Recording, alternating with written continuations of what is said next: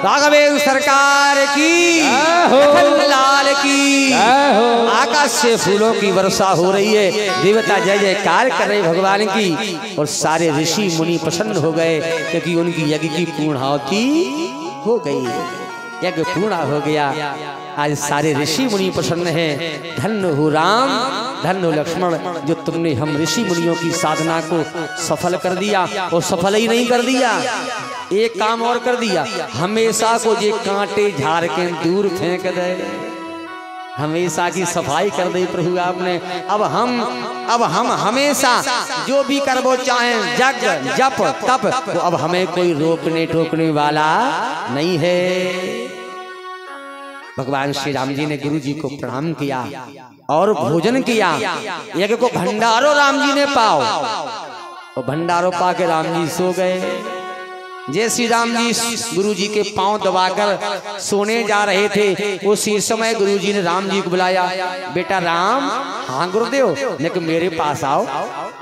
काहे गुरु जी? बोले थोड़े मेरे पास बैठो। का बताओ? बोले सुबह सुबह आप जल्दी जग जाते हो, नित्य क्रिया कर लियो, चलना है कल। कहाँ चलना है? बोले अब एक यज्ञ तो पूरा हो गया हमारा, अब एक यज्ञ और हो रहा है जिसका नाम है धनुष यज्ञ। अगर तुम्हारी इच्छा हो तो वो यज्ञ भी देख लो, और ना इच्छा हो तो हम वापस तुम्हें अयोध्या छोड़ आएंगे। राम जी चरणों में प्रणाम किया। राम जी ने गुरु जी चरणों में गिर पड़े। कहा गुरुदेव इतनी हिम्मत कहाँ राम की जो अपनी इच्छा गुरु जी के सामने कह सके। हम तो उसी में राजी हैं जिसमें तेरी रजा है। हे गुरुदेव आप जो आज्ञा करोगे ये राम लक्ष्मण आंख मूंछ कर वो बात मानेगा। तो गुरु जी बोले हमारी इच्छा चाहिए कि वो यज्ञ पूरा हो जाए, वो यज्ञ भी सफल हो जाए। राम ठीक है गुरुदेव। सवेरा हुआ, भगवान ने नित्य क्रिया आदि करी, गुरुजी ने नित्य क्रिया आदि करी, जलपान किया, और गुरुजी ने कहा चलो राम। भगवान खड़े हो गए। धनुष जगे सुने रघुकुल नाथा, धनुष जगे सुनो रघुकुल नाथा, धनुष जगे सुने रघुकुल नाथा, धनुष जगे सुनो रघुकुल नाथा। हर्ष चले मुनि वर के साथ, हर्ष चले मुनि वर के साथ, हर्ष चले मुनि वर के साथ, हर्ष चले मुनि वर के साथ।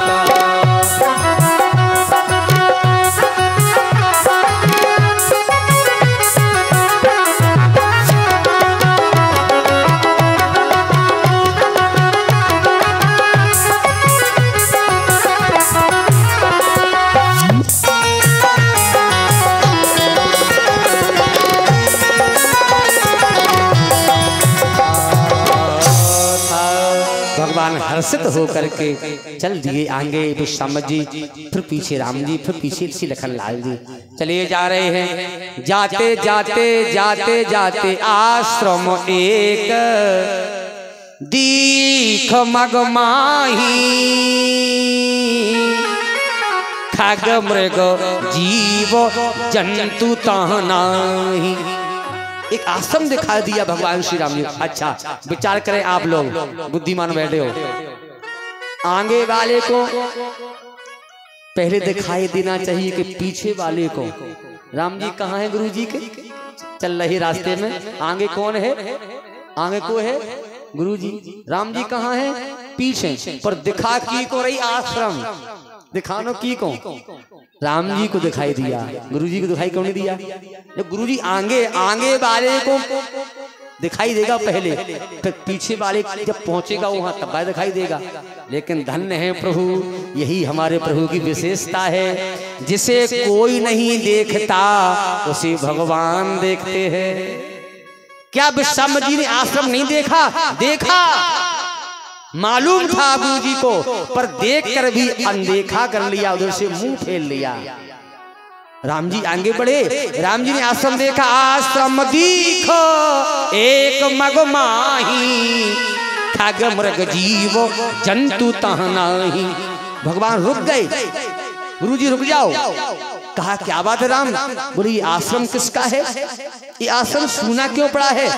गुरुजी बोले राम उधर ना देखो, उधर से मुंह फेर लो, उधर मत देखो राम। कहा क्यों? बोले उधर कोई नहीं देखता है, ये आश्रम सदियों से ऐसे ही वीरान पड़ा है, सुनसान पड़ा है। अरे मनुष्यों की छोड़ो राम, इस आश्रम में पशु पक्षी भी नहीं जाते, खग मृग जीव जंतु तहां नाही, कोई नहीं आता वहां पर, सबने त्याग दिया। इतनी बात सुनकर राम जी की आंखों में आंसू आ गया। इतनी बात सुनकर हमारे प्रभु की आंखों में आंसू आ गया। कहा गुरुजी जिसको सब त्याग देते उसको राम अपनाता है, ये राम का स्वभाव है। संसार वाले जिसको सब लोग छोड़ देते हैं उसको ये राम अपनाता है महाराज, उसको ये राम स्वीकार करता है। संसार में और भगवान में यही अंतर है मेरे भाई बहन। जिस दिन तुम्हें सब छोड़ देंगे उस दिन केवल तुम्हारा साथ परमात्मा देगा, ये नोट कर लो मेरी बात। और एक बार नहीं मैंने कई बार इसका अनुभव किया है। हमारे यहाँ भगवान श्री राम जी का मंदिर है, मैं राम जी का उपासक हूँ।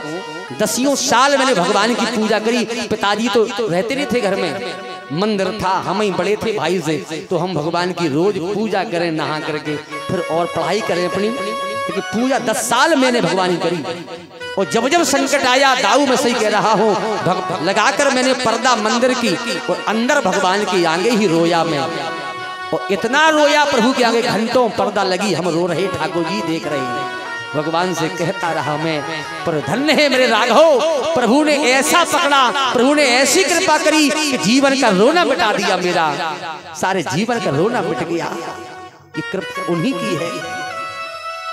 परमात्मा जिसको सब त्याग देते हैं उसे परमात्मा अपनाता है।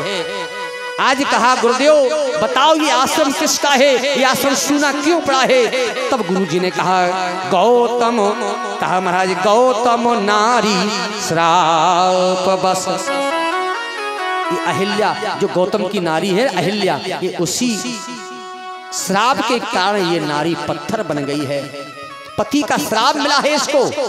पूरी कथा भगवान ने पूछी क्यों श्राप मिली, ये कथा सब लोग जानते हो, सबको मालूम है।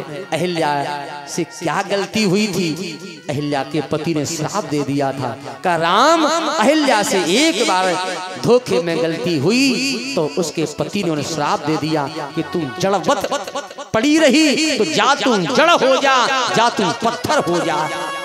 तुझे अपने पति पराय पति में अंतर समझ में नहीं आया, इसलिए श्राप दे दिया पति ने। पति के श्राप के कारण गौतम नारी श्राप बस उपल देह धर धीर। अब राम जी की आंखों में और आंसू बहने लगे। कब से पड़ी ये पत्थर बनी? कहा राम कई युग बीत गए, कई युगों से पड़ी है ये। जब ये श्राप मिला था, इसके पति का श्राप जब मिला था तो अहिल्या अपने पति के चरणों में गिर पड़ी थी। उस समय कहा था स्वामी हमसे जाने अनजाने में जो भी अपराध हुआ उसका मैं फल भोगूंगी, लेकिन मेरा उद्धार कैसे होगा? पति से कहा उद्धार कैसे होगा? सुन लो मेरी माताओं। पति से पत्नी पूछ रही है, जो पति श्राप दे रहा है उसी पति से पूछ रही है, हे स्वामी अब मैं अपने कर्म का फल भोगूंगी लेकिन मेरा उद्धार कैसे होगा? तब उसी पति ने उद्धार का उपाय बताया। उसी पति ने कहा हे अहिल्या, त्रेता युग में जब राघवेंद्र सरकार प्रभु का अवतार होगा, जब राम जी आएंगे उनके चरणों की रज से तेरा उद्धार हो जाएगा, ये मेरा तुझे आशीर्वाद देता हूँ। आज वही बात विश्वामित्र जी कहते हैं, हे राम जी चरण कमल रज चाहती कृपा करहु रघुवीर।